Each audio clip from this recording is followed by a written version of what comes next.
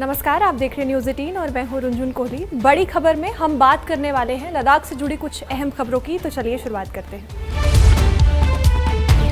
Supreme court ने जलवायु कार्यकर्ता सोनम वांगचुक की एनएसए के तहत हिरासत को चुनौती देने वाली याचिका पर सुनवाई 10 मार्च के लिए स्थगित कर दी है। ये याचिका उनकी पत्नी गीतांजलि द्वारा दायर की गई थी, जिसमें एनएसए के तहत की गई हिरासत को गलत ठहराया गया है। न्यायमूर्ति अरविंद कुमार और न्यायमूर्ति पीवी वराले की पीठ ने कहा कि वो होली अवकाश के दौरान वांगचुक के भाषणों के वीडियो देखना चाहती है, जो अदालत को पेन ड्राइव में उपलब्ध करवाई जाएगी। पीठ ने टिप्पणी करते हुए कहा है कि हम उन पेन ड्राइव को देखना चाहते हैं। हमने रजिस्ट्रार आईटी के अवकाश के दौरान उसकी व्यवस्था करने को कहा है।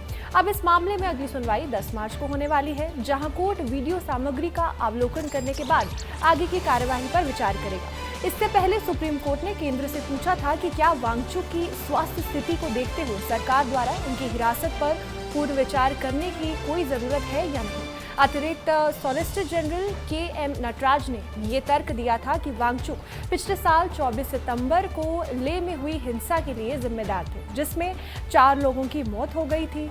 केंद्र और लद्दाख प्रशासन ने शीर्ष अदालत को बताया था कि वांगचुक को सीमावर्ती क्षेत्र में लोगों को उकसाने के आरोप में हिरासत में ले लिया गया था, जहां क्षेत्रीय संवेदनशीलता का मामला शामिल था। 29 जनवरी को जोधपुर केंद्रीय जेल में बंद वांगचुक ने सरकार को उखाड़ फेंकने के लिए बयान देते हुए आरोपों का खंडन किया था और इस बात पर जोर दिया था कि उन्हें आलोचना और विरोध करने का लोकांतरित अधिकार है। लद्दाख के उपराज्यपाल कविंद्र गुप्ता ने राष्ट्रीय एकांता यात्रा 2026 के तहत 30 विद्यार्थियों को उनके एक दल को रवाना किया। ये दल लद्दाख के विभिन्न शिक्षण संस्थानों से चुने गए छात्रों का है। इस यात्रा का आयोजन विद्यार्थी सेवा एजुकेशनल ट्रस्ट द्वारा किया गया है। इस पहल का उद्देश्य छात्रों को देश के विभिन्न क्षेत्रों से सांस्कृतिक परंपराओं और विविधताओं से परिचित कराना है, ताकि उनमें राष्ट्रीय एकता और आपसी समझ को और मजबूती मिल सके।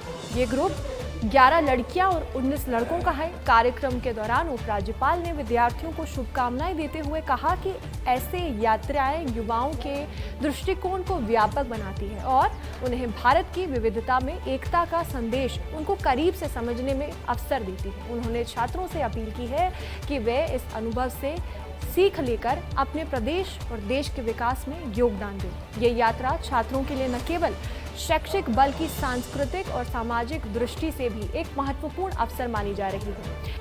एलजी ने लद्दाख के युवाओं को देश की सांस्कृतिक विरासत, लोकतांत्रिक मूल्यों और गवर्नेंस फ्रेमवर्क से जुड़ने में एबीवीपी और विद्यार्थी सेवा ट्रस्ट की भूमिका की तारीफ की है। एलजी ने हिस्सा लेने वाले सभी स्टूडेंट्स को एक सुरक्षित, सफल और बेहतर सफर के लिए बधाई दी है और साथ ही शुभकामनाएं भी दी हैं और केंद्र शासित प्रदेश लद्दाख में युवाओं को मजबूत बनाने और देश बनाने की कोशिशों के लिए एडमिनिस्ट्रेशन के कमिटमेंट को दोहराया है। लद्दाख में विश्व की सबसे ऊंची जमी हुई पैंगोंग झील पर मैराथन दौड़ करवाई गई। इस मैराथन में 450 से अधिक धावकों ने हिस्सा लिया और शून्य से नीचे तापमान, पतली हवा और बर्फीले ट्रैक पर अपने धैर्य और साहस की परीक्षा दी। मैराथन में जवानों ने शून्य के नीचे तापमान में 5, 10, 21 और 42 किलोमीटर की दौड़ पूरी की और शानदार प्रदर्शन भी किया।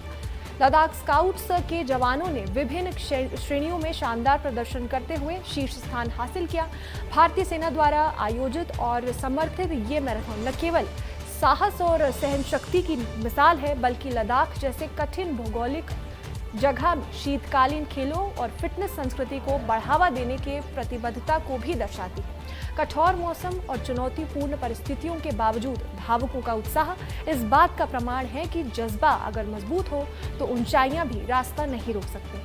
प्रसिद्ध पर्यटन स्थल गुलमर्ग में आयोजित खेलो इंडिया विंटर गेम्स की मेडल तालिका में कड़ा मुकाबला देखने को मिला। कुल 110 पदक दांव पर थे, जिनमें 37 स्वर्ण, 37 रजत और 36 कांस्य पदक शामिल रहे। इस दौरान लद्दाख ने बेहतरीन प्रदर्शन किया और 2 स्वर्ण, 5 रजत और 6 कांस्य के साथ कुल 13 पदक जीते। इसके साथ ही लद्दाख 5वें नंबर पर रहा। लद्दाख ऊंचाइयों में बसा ये प्रदेश हमेशा से ही चुनौतियों, प्राकृतिक सुंदरता और साहस के लिए जाना जाता रहा है।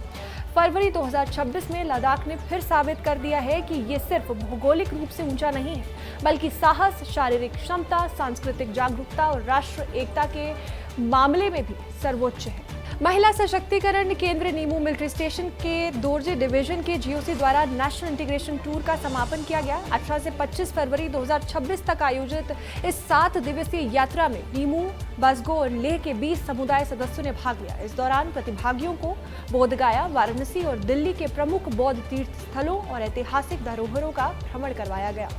इस यात्रा का उद्देश्य भारत की समृद्ध सभ्यतागत विरासत से लोगों को परिचित कराना और राष्ट्र एकता की भावना को मजबूत करना था। ऑपरेशन सद्भावना के तहत फायर एंड फ्यूरी कॉर्प्स लगातार राष्ट्रीय एकीकरण को बढ़ावा देने, सांस्कृतिक जागरूकता फैलाने और सेना व स्थानीय समुदायों के बीच मजबूत संबंध कायम करने की दिशा में प्रयासरत है। यात्रा से लौटे प्रतिभागियों ने इसे यादगार अनुभव बताया और कहा कि इससे उन्हें देश की विविधता और एकता को करीब से समझने का अवसर मिला है। लद्दाख में टूरिज्म को फिर से शुरू करने के लिए भारत की नई कोशिशों से इंडस्ट्री लीडर्स और लोकल स्टेक होल्डर्स में उम्मीद जगी है। बड़े सुधारों, टारगेटेड ब्रांडिंग और स्ट्रैटेजिक सहयोग के साथ सरकार 2026 में एक मजबूत और टिकाऊ टूरिज्म रिकवरी की नींव रख रही है। फोकस इंफ्रास्ट्रक्चर को फिर से बनाने, लद्दाख की अनोखी प्राकृतिक और सांस्कृतिक विरासत को बढ़ावा देने और लोकल कम्युनिटीज के लिए लंबे समय के आर्थिक मौके बनाने पर है। टूरिज्म लीडर्स ने एडमिनिस्ट्रेशन को प्रोएक्टिव तरीके की तारीफ की है। लद्दाख की प्राकृतिक सुंदरता और सांस्कृतिक विविधता को सुरक्षित रखते हुए सरकार और इंडस्ट्री की कोशिश है कि 2026 में ये क्षेत्र एक प्रमुख ट्रैवल डेस्टिनेशन के रूप में अपनी पुरानी पहचान को फिर हासिल करे। स्थानीय लोगों की भागीदारी, सुधारित इंफ्रास्ट्रक्चर और राष्ट्रीय अंतर्राष्ट्रीय स्तर पर टारगेटेड प्रमोशन से ये संभव होगा कि लद्दाख पर्यटन सिर्फ संख्या में नहीं बल्कि गुणवत्ता में भी विश्व स्तर पर आगे बढ़े। आज के लिए बस इतना ही। देखते रहिए।